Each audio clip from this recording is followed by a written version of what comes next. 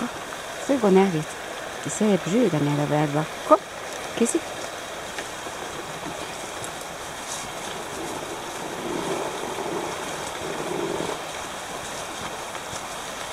Se der, ja, så fint. Vi har ikke vært her før, vi er i Tønsvikdalen. Skal vi se etter litt tyttebær. Det er noe bra utplukket. Så kan du gå over her, Kissi. Her er god trening. Kom. Kom. Kom, kom. Kom, kom. Bra. Flink jenta.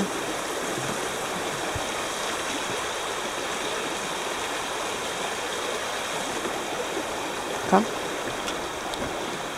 Ja, da går vi.